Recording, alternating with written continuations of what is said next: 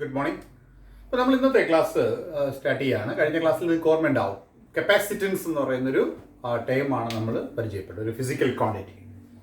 അപ്പോൾ കപ്പാസിറ്റൻസ് എന്താണെന്ന് ക്ലിയർ ആണ്. ഇപ്പോൾ നിങ്ങൾക്കൊരു ഐഡിയ ഉണ്ട്. ഒരു കണ്ടക്ടറിലേക്ക് നിങ്ങൾ ചാർജ് കൊടുത്തു കഴിഞ്ഞാൽ അതിൻ്റെ പൊട്ടൻഷ്യൽ ഇൻക്രീസ് ചെയ്യും. ഒരു കണ്ടക്ടറിനെ സംബന്ധിച്ചിടത്തോളം അതിൻ്റെ ചാർജ് സ്റ്റോർ ചെയ്യാനുള്ള എബിലിറ്റിയെ മെഷർ ചെയ്യുന്ന ടേമാണ് capacitance. When charge is given to a conductor, its potential increases, or you can write Q equals C into V. The കഴിഞ്ഞ ക്ലാസ്സിൽ നമ്മൾ ഡിസ്കസ് ചെയ്തതാണ്. C is called capacitance of the conductor. It is a measure of its charge storing ability. Or from this you can write C equals Q by V.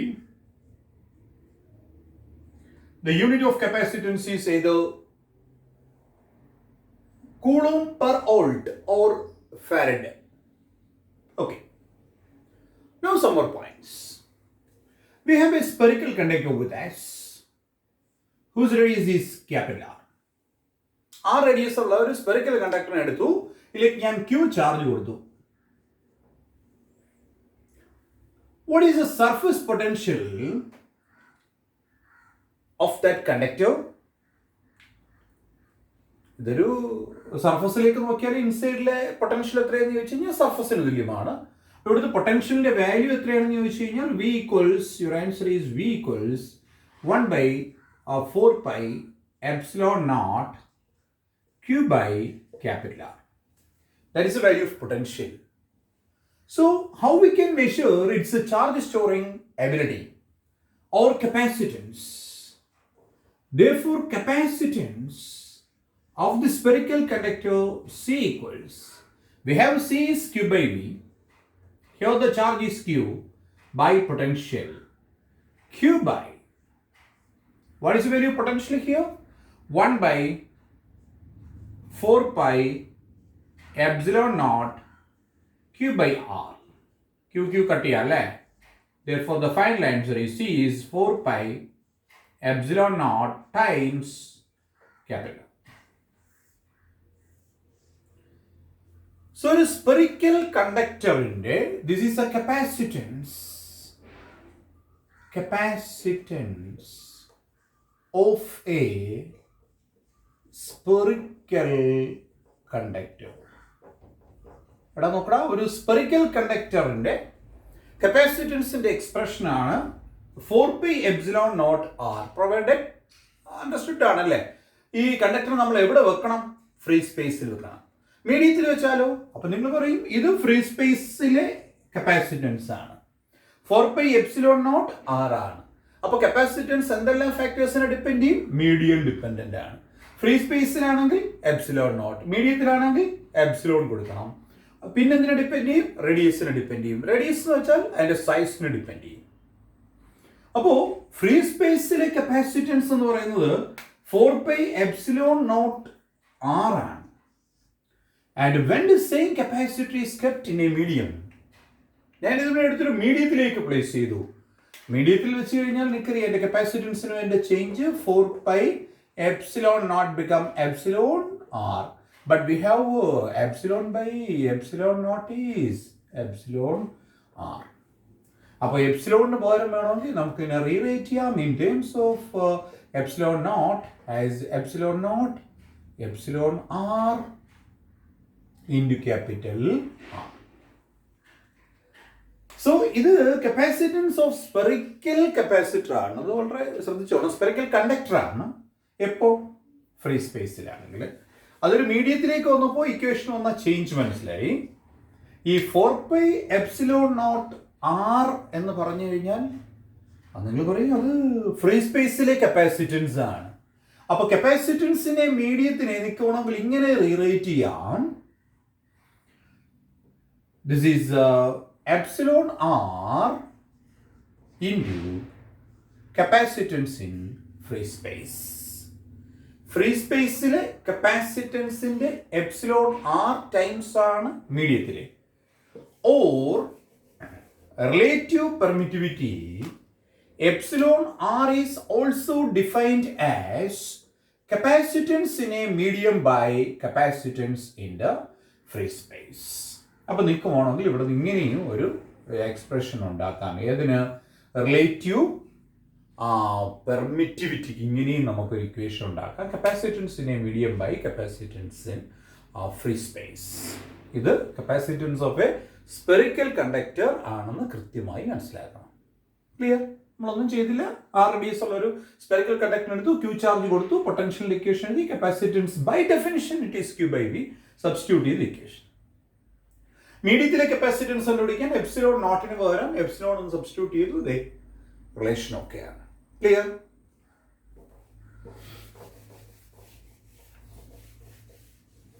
Now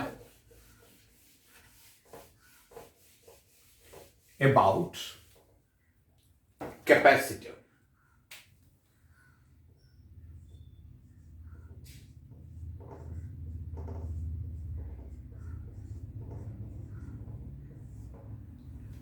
ഇതൊരു detail ഡിസ്കഷനാണ്. Capacitor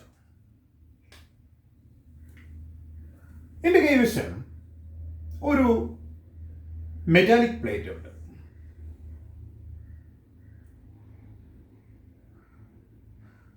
ഞാനിതിന് metal plate ആണ്. Metal പ്ലേറ്റിന് നിങ്ങൾക്ക് already നമ്മൾ പറഞ്ഞിട്ടുള്ള കാര്യങ്ങൾ, കുറേ കാര്യങ്ങളുണ്ട്. ഒരു മെറ്റൽ ഷീറ്റ് ഞാൻ എടുത്തു.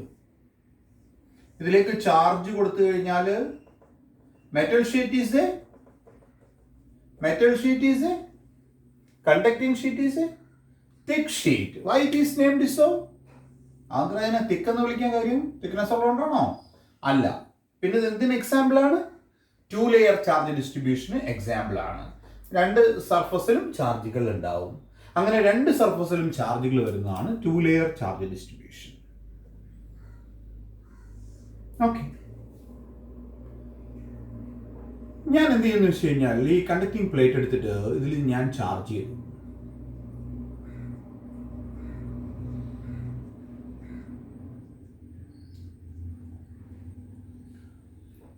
രണ്ട് സർഫസിലും ചാർജ് കാണും അല്ലേ?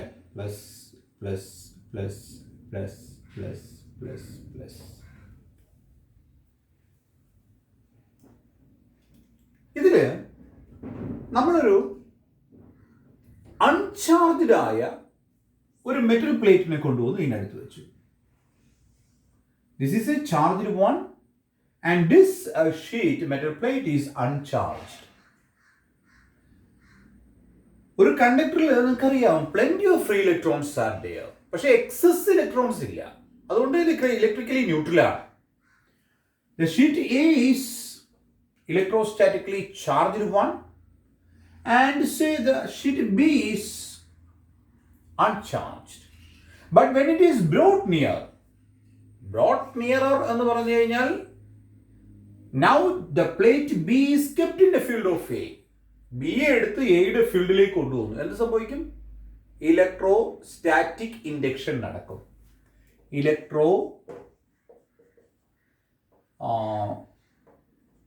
സ്റ്റാറ്റിക് ഇൻഡക്ഷൻ അറിയാലേടാ? പ്രസൻസ് മതിയാവും ചാർജസ്, സ്റ്റാറ്റിക് ചാർജസിന് ഇൻഡ്യൂസ് ചെയ്യാൻ.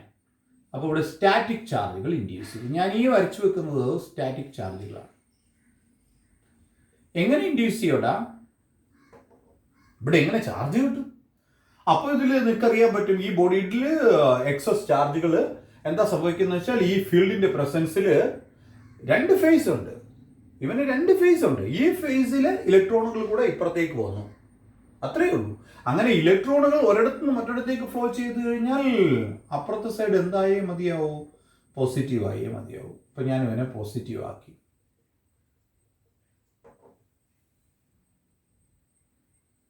ഇനി മനസ്സിലാക്കേണ്ട ഒരു കാര്യം, ഇതൊരു പോസിറ്റീവ് ചാർജാണ്. ഞാൻ ഇവനെ എടുത്തിട്ട് നമ്മൾ എന്ത് ചെയ്യുന്നു വെച്ച് കഴിഞ്ഞാൽ ഈ മെറ്റൽ ബി എടുത്തിട്ട് ഷീറ്റ് ബി എടുത്ത് അങ്ങ് എർത്തിങ്ങിന് വിധേയമാക്കി. That plate is connected to earth. എർത്തിങ്ങിൽ വന്നാൽ നിങ്ങൾക്ക് അറിയാവുന്ന കാര്യമാണ്. ഇതൊക്കെ നമ്മൾ ഇലക്ട്രോസ്റ്റാറ്റിക് ഇൻഡക്ഷനിൽ ഡിസ്കസ് ചെയ്തതാണ്. ഈ പോസിറ്റീവ് ചാർജസ് എന്ത് ചെയ്യും? ആ എർത്തിലേക്ക് ഫ്ലോ ചെയ്യും, അഥവാ ഇലക്ട്രോൺസ് വന്ന് ഇവനെ ക്യാൻസൽ ചെയ്യും. പക്ഷെ ഈ ചാർജുകൾ അതുപോലെ അവിടെ നിൽക്കും. Because they are bound charges. അതെന്ത് ചാർജാണ്? ബൗണ്ട് ആയിട്ടുള്ള ചാർജസ് ആണ്. ഓക്കെ, ബൗണ്ട് ചാർജസ് ആണ്.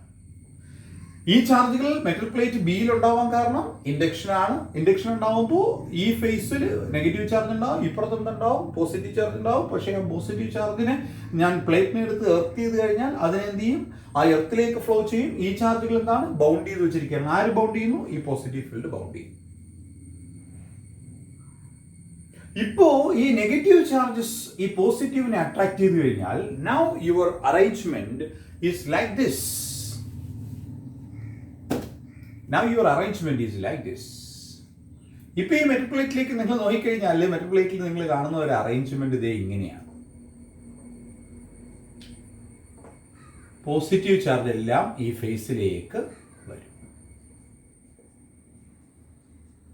നെഗറ്റീവ് എല്ലാം ബിയുടെ ഈ സൈഡിലേക്ക് വരും. ഇത് plate A and this is plate B. Is that clear? നമ്മൾ ആകെ ചെയ്തത് ഇത്ര മാത്രമേ ഉള്ളൂ. ഞാൻ ഇതിനെ ഒന്ന് സിംപ്ലിഫൈ ചെയ്ത് നിങ്ങളോട് പറഞ്ഞു തരാം. നമ്മുടെ കൈവശം ഒരു പോസിറ്റീവ്ലി ചാർജ്ഡ് മെറ്റാലിക് പ്ലേറ്റ് ഉണ്ടായിരുന്നു. അതിനടുത്തേക്ക് നിങ്ങളൊരു അൺചാർജ്ഡ് മെറ്റൽ പ്ലേറ്റിനെ കൊണ്ടുവന്നു. ഇലക്ട്രോസ്റ്റാറ്റിക് ഇൻഡക്ഷൻ എന്ന പ്രോസസ് വന്നു കഴിഞ്ഞാൽ ഇവിടെ ഫ്രീ ഇലക്ട്രോൺസ് ഉണ്ടെന്നേ. They have the ability to flow. അപ്പോൾ ഈ പോസിറ്റീവ് ഫീൽഡ് ഇലക്ട്രോൺസിനെ അട്രാക്ട് ചെയ്യും. അങ്ങനെയാണെങ്കിൽ ഈ ഫേസിലേക്ക് ആര് വരും? ആ ഇലക്ട്രോൺസ് വരും. ഈ ഇലക്ട്രോൺസ് വന്നു കഴിഞ്ഞാൽ ഇവിടെ ഡെഫിനറ്റ് ആയിട്ട് എന്തുണ്ടാവണം? പോസിറ്റീവ് ഉണ്ടാകണം, ഇക്വലന്റ് പോസിറ്റീവ്. എങ്കിലും ഇവന്റെ നെറ്റ് ചാർജ് എന്താകും? 0 ആയി മാറും. ലോ ഓഫ് കൺസർവേഷൻ അവിടെ നടക്കത്തുള്ളൂ, ഒബേ ചെയ്യത്തുള്ളൂ. ഇതിനെ ഞാൻ എർത്ത് ചെയ്ത് കഴിഞ്ഞാൽ ഈ പോസിറ്റീവ് ചാർജുകളെ എർത്തിൽ നിന്ന് വരുന്ന ഇലക്ട്രോണുകൾ ക്യാൻസൽ ചെയ്യും. ആ ക്യാൻസൽ ചെയ്ത് കഴിഞ്ഞാൽ പിന്നെയുള്ള ഈ നെഗറ്റീവ് ചാർജസ് ആകെ ഈ അറേഞ്ച്മെന്റ് ആയി മാറും. ഇത്രയേ ഉള്ളൂ. അപ്പൊ ഇപ്പൊ നിങ്ങൾക്ക് പറയാൻ പറ്റും, നിങ്ങളുടെ നേരത്തെ ഇത് എന്തായിരുന്നു? മെറ്റൽ പ്ലേറ്റ് എടുത്ത് ചാർജ് ചെയ്ത് കഴിഞ്ഞാൽ അത് 2 ലെയർ ചാർജ് ഡിസ്ട്രിബ്യൂഷൻ ആയി. ഇപ്പൊ ഇത് എന്തായി മാറി?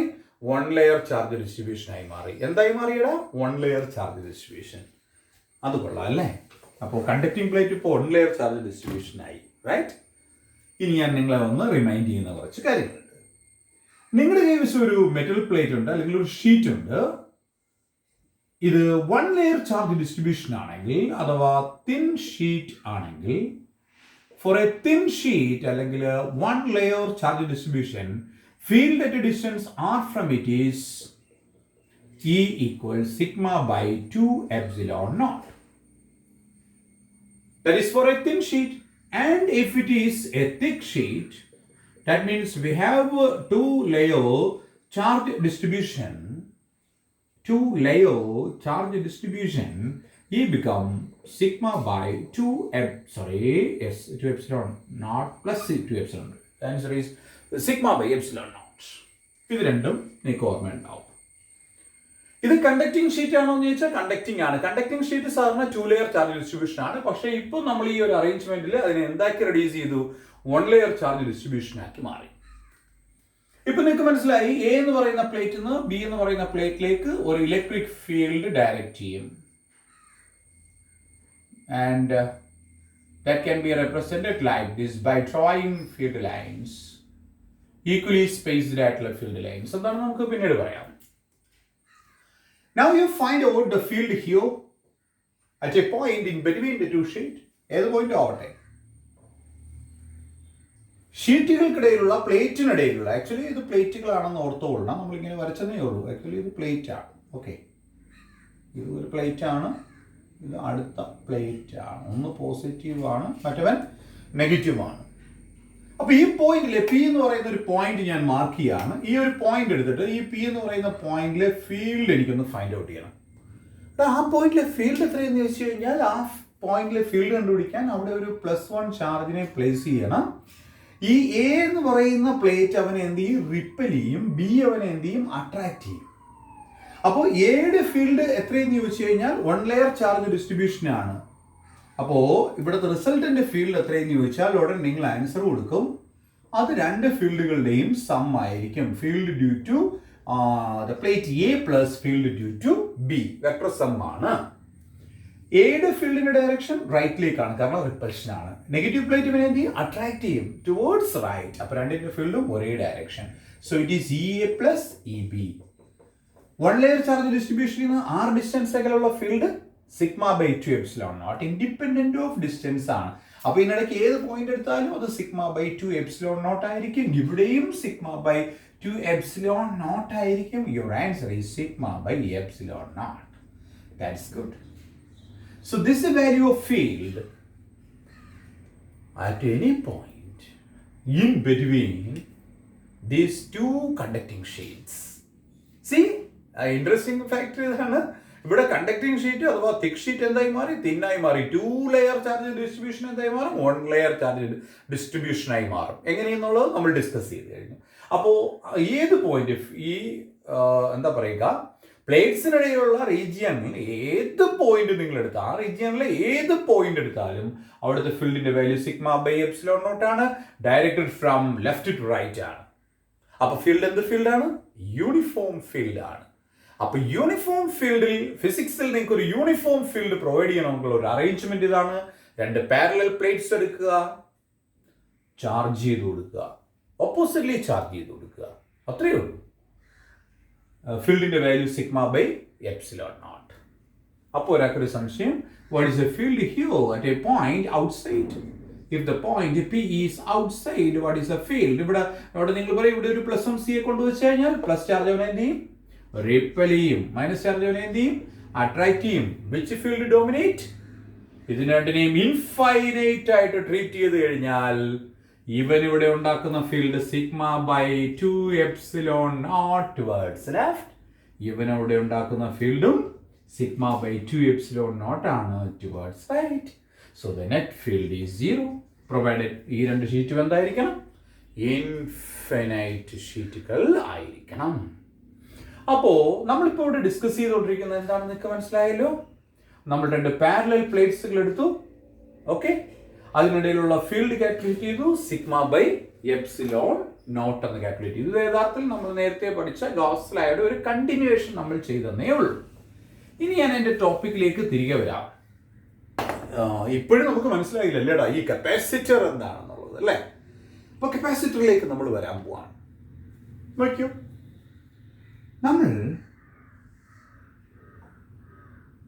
ഒരു പോസിറ്റീവ്ലി ചാർജ് പ്ലേറ്റ് നിങ്ങളുടെ കയ്യിലുണ്ട്. ഇവിടുത്തെ പൊട്ടൻഷ്യൽ വി ആണ്. എത്ര പൊട്ടൻഷ്യലാണ്? വി ആണ്. വി എന്ന് പറഞ്ഞാൽ എന്താണ്? പീയൂഷ്, വി എന്ന് പറഞ്ഞാൽ work required to bring a unit charge from infinity to this plate. A എന്ന് പറയുന്ന പ്ലേറ്റിലേക്ക് ഒരു +1 സി കൂളോമിനെ ഇൻഫിനിറ്റിന്ന് ഫീൽഡിന് പുറത്തുനിന്ന് ഇവിടെ കൊണ്ടുവരാനുള്ള വർക്ക്, അതാണ് അവൻ്റെ പൊട്ടൻഷ്യൽ എന്ന് പറഞ്ഞാൽ. ഇപ്പം ഞാൻ I simply brought another plate B near to A. Interestingly, that is negatively charged 1. Number question: how the presence of B affect the potential of plate A? എടാ, നെഗറ്റീവ് പ്ലേറ്റിനടുത്തേക്ക് യൂണിറ്റ് ചാർജിനെ കൊണ്ടുവരണമെങ്കിൽ നിങ്ങൾ ഈ റിപ്പൾസീവ് ഫീൽഡിനെ against ആയിട്ട് work ചെയ്യണം. ആ repulsive ഫീൽഡിന് against ആയി നിങ്ങൾ ചെയ്ത വർക്കാണ് ഇവിടുത്തെ potential. Suppose if a negative charge distribution is kept near to that positive one, ഇവന്റെ പൊട്ടൻഷ്യൽ V1 പൊട്ടൻഷ്യലാണ് ഏതാണ്, അല്ലെങ്കിൽ VA പൊട്ടൻഷ്യലാണ്. പൊട്ടൻഷ്യൽ ഓഫ് B VB എന്ന് ഞാൻ മാർക്ക് ചെയ്താൽ net potential VA plus VB ആണോ VA മൈനസ് VB ആണോ? പൊട്ടൻഷ്യൽ ആണല്ലേ, പ്ലസും വരാം മൈനസും വരാം. ഇതെന്ത് പൊട്ടൻഷ്യലാണ്? ഫീൽഡാണ്, റിപ്പൾസീവ് ഫീൽഡാണ്. ഇതെന്ത് ഫീൽഡാണ്? അട്രാക്റ്റീവ് ഫീൽഡാണ്. അത്രയേ ഉള്ളൂ വ്യത്യാസം. അപ്പോൾ ഇവൻ പ്ലസ് സൈൻ ക്യാരി ചെയ്യുന്നെങ്കിൽ ഇവന്റെ സൈൻ എന്തായിക്കോളണം? അട്രാക്റ്റീവ് പൊട്ടൻഷ്യൽ, ഗ്രാവിറ്റേഷൻ പോലെയാണ്, നെഗറ്റീവ് സൈൻ ആണ്. അപ്പൊ എനിക്ക് മനസ്സിലായത് ബി എന്ന പ്ലേറ്റിന്റെ പ്രസൻസ് എയുടെ പൊട്ടൻഷ്യലിനെ ഡിക്രീസ് ചെയ്യും. We have C equals, what is C? Capacitance. കപ്പാസിറ്റൻസിനെ നമ്മൾ ഡിഫൈൻ ചെയ്തത് Q/V എന്നാണ്.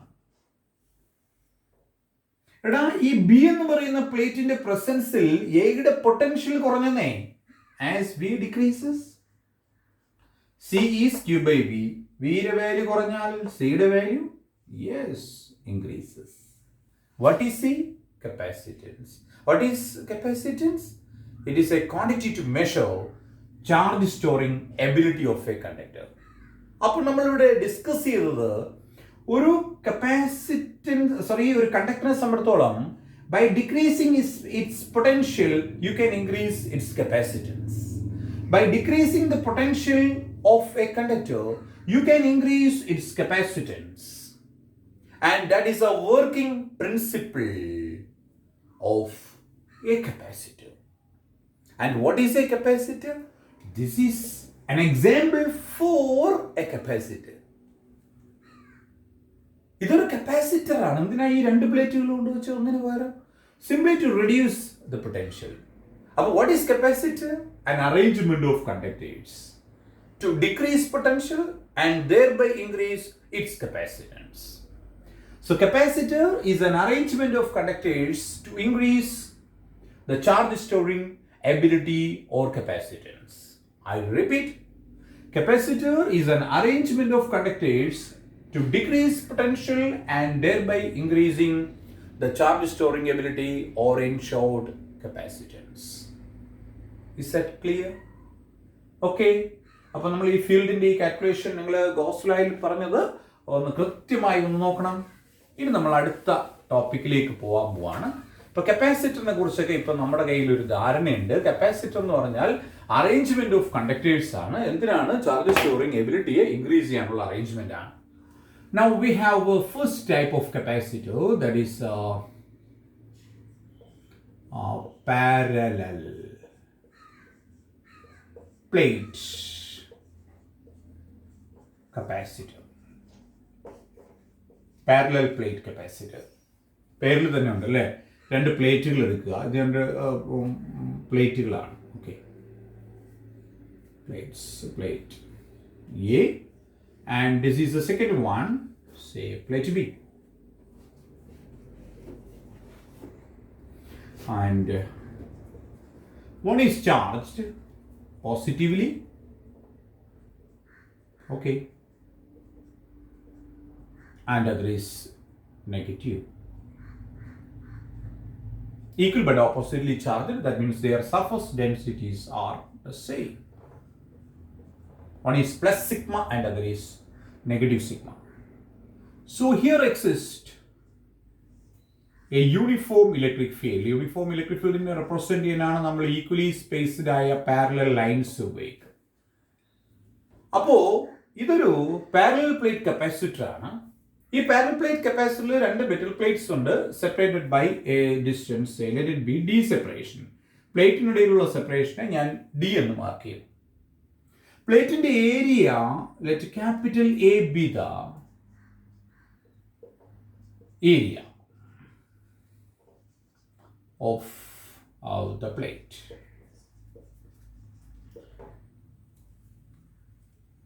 നമുക്ക് എന്താ വേണ്ടതെന്ന് പറഞ്ഞാൽ ഈ അറേഞ്ച്മെന്റിന്റെ കപ്പാസിറ്റൻസ് ഒന്ന് ഫൈൻഡ് ഔട്ട് ചെയ്യണം. കപ്പാസിറ്റൻസ് എങ്ങനെ ഫൈൻഡ് ഔട്ട് ചെയ്യാന്ന് വെച്ചാൽ we have the equation for capacitance as capacitance is Q by V.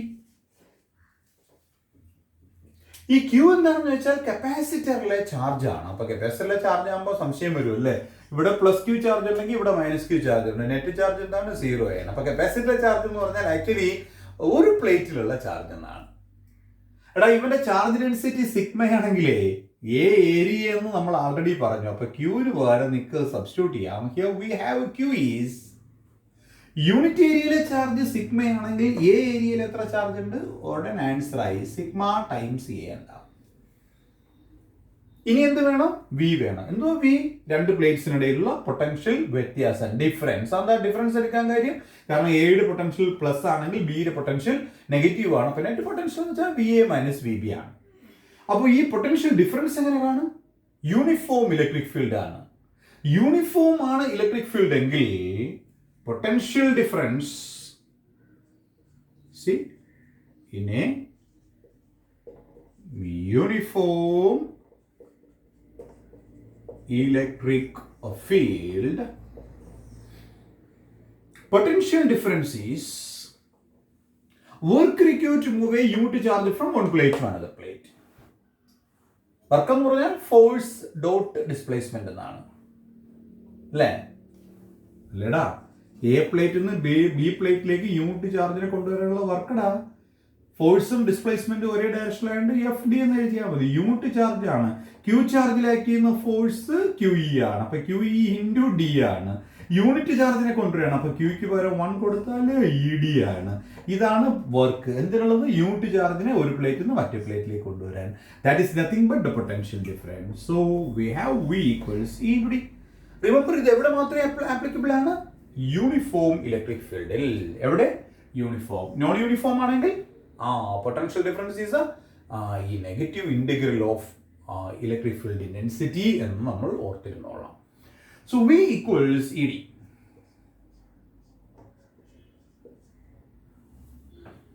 What is the value of E?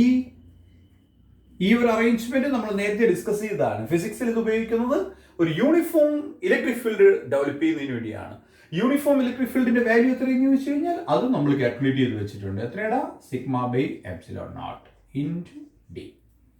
അപ്പോ ക്യൂവിന്റെ value sigma E and the value V is sigma by epsilon naught into D. C lake substitute ചെയ്യാം. കപ്പാസിറ്റൻസിന്റെ ഇക്വേഷനിലേക്ക് Q by V ആണ്. Q ന് പകരം sigma A and that was V sigma by epsilon naught into D. എന്തൊക്കെ cut ചെയ്യാം? Sigma cut ചെയ്യാം. നമ്മുടെ answer കിട്ടി. It is epsilon naught A by D. അപ്പോൾ അണ്ടർസ്റ്റുഡ് ആണ്. പ്ലേറ്റുകൾ എവിടെ വെച്ചിരിക്കുകയാണ്? ഫ്രീ സ്പേസിലാണ്. അപ്പോൾ ഫ്രീ സ്പേസിലെ കപ്പാസിറ്റൻസിന്റെ ഇക്വേഷൻ കിട്ടി ആരുടെ? പാരലൽ പ്ലേറ്റ് കപ്പാസിറ്ററിന്റെ epsilon naught A by D. എടാ, അപ്പോൾ ഒരാൾ നിങ്ങളോട് ചോദിക്കുകയാണ്, ഒരു പാരലൽ പ്ലേറ്റ് കപ്പാസിറ്ററിന്റെ പാരലൽ പ്ലേറ്റ് കപ്പാസിറ്ററിന്റെ കപ്പാസിറ്റൻസിനെ അഫക്ട് ചെയ്യുന്ന ഫാക്ടേഴ്സ് ഏതൊക്കെ എന്ന് ചോദിച്ചാൽ നിങ്ങൾക്ക് ഇപ്പോൾ ക്ലിയർ ആയിട്ട് ആൻസർ ചെയ്യാൻ പറ്റും. പ്ലേറ്റിന്റെ ഏരിയയ്ക്ക് പ്രൊപ്പോർഷനിലാണ്. And it is inversely proportional to the plate separation. That is, by increasing the plate separation, you can decrease the capacitance. It also depends on the medium, nature of the medium. Plates ഏത് മീഡിയത്തിൽ വെച്ചിരിക്കുന്നു അതിനെ depend ചെയ്തിരിക്കും. അപ്പം ഞാൻ ഇവനെ നേരത്തെ പറഞ്ഞ പോലെ ഇവന് ഒരു മീഡിയത്തിലേക്ക് പ്ലേസ് ചെയ്ത് കഴിഞ്ഞാൽ ഈ ഇക്വേഷന് എപ്സിലോൺ ആർ എന്ന ടേമും കൂടി നിങ്ങൾ ഉൾപ്പെടുത്തേണ്ടതായിട്ട് വരും. Epsilon R. Actually permittivity of മീഡിയത്തിനെ ഇവിടെ നമ്മൾ വേറൊരു ടേമിലാണ് പറയുക, ഡൈലക്ട്രിക് കോൺസ്റ്റന്റ് എന്ന് പറയുന്ന ഒരു ടേമിലേക്ക്. ഞാൻ അതിലേക്ക് വരാൻ പോവാണ്. അപ്പോൾ ഇപ്പോൾ ഇത്രയും കാര്യങ്ങൾ അറിയണം. എന്തെല്ലാം ഫാക്ടേഴ്സിനെ കപ്പാസിറ്റൻസ് ഡിപ്പെൻഡ് ചെയ്യാന്ന് വെച്ചാൽ നേച്ചർ ഓഫ് ദി മീഡിയം വളരെ ഇമ്പോർട്ടൻ്റ് ആണ്. അതിനാണ് നമ്മൾ എപ്സിലോൺ എന്ന് പറയുന്ന ടൈം ഉപയോഗിക്കുന്നത്. ഈ പ്ലേറ്റിന്റെ ഏരിയ ഡിപ്പെൻഡ് ചെയ്യും, പ്ലേറ്റ് സെപ്പറേഷനെ ഡിപ്പെൻഡ് ചെയ്യും. Is that clear? So that is A expression for the capacitance of A parallel plate capacitor. Is that clear? ഇനി നമ്മൾ അതിന്റെ ഡിഫറെന്റ് കേസുകളിലേക്ക് ഒന്ന് പോകാൻ പോവാണ്.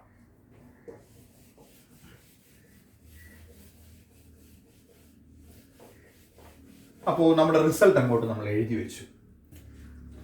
പാരലൽ പ്ലേറ്റ് കപ്പാസിറ്ററിന്റെ കപ്പാസിറ്റൻസിന്റെ equation epsilon naught A by D.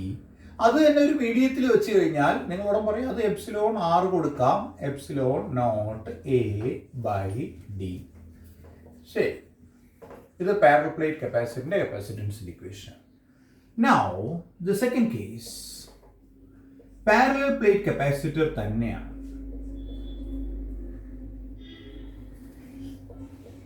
Parallel plate capacitor, പക്ഷേ with a metal slab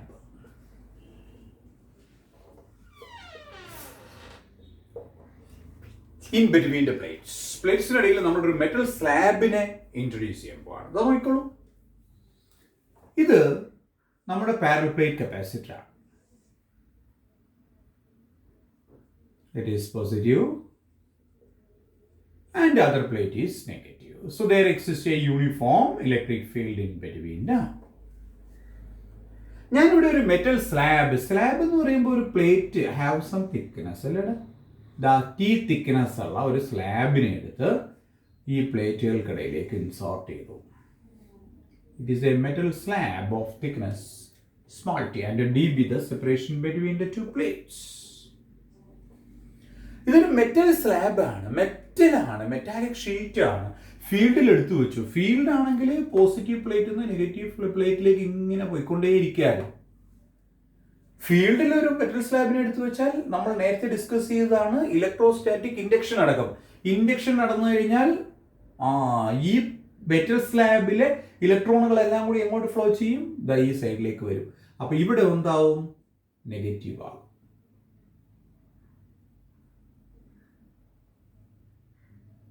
right.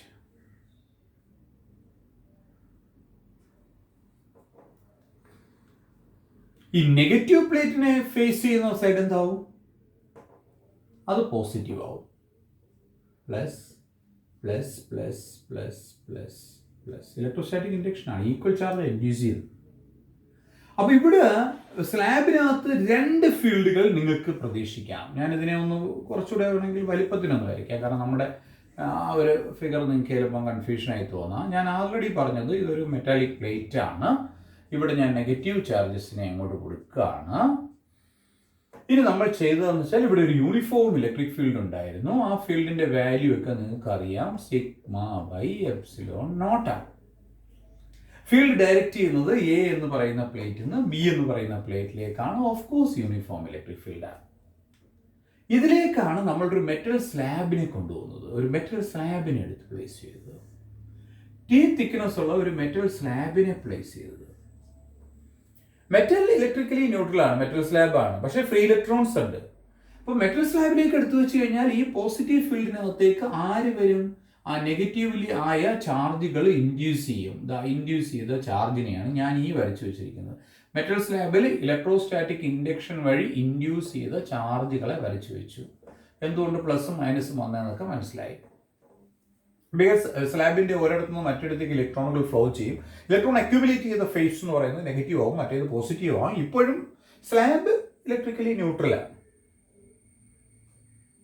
ഇനി നിങ്ങൾ വന്ന് നോക്കേണ്ടത്, അപ്പൊ നിങ്ങൾക്ക് മനസ്സിലായി ഫീൽഡ് ലൈൻസ് പോസിറ്റീവ് നെഗറ്റീവിലേക്ക് അത് വരച്ചു വയ്ക്കുക അല്ലേ, സംശയമൊന്നും വേണ്ട. ഇവിടെ നിന്ന് ഇങ്ങോട്ട് ദേ ഫീൽഡ് ലൈൻ, ഇവിടുത്തെ ഫീൽഡ് ലൈൻ. ഇപ്പൊ ഫീൽഡ് ലൈൻസിനെ നമുക്ക് ഇങ്ങനെ വരച്ചു വയ്ക്കാം. ഇതെന്ത് സ്പേസ് ആണ്? ഇവിടെ ഫ്രീ സ്പേസ് ആണ്. ഫ്രീ സ്പേസിലെ ഫീൽഡ് എത്ര? σ/ε0. ഇവിടെയും വരയ്ക്കാം.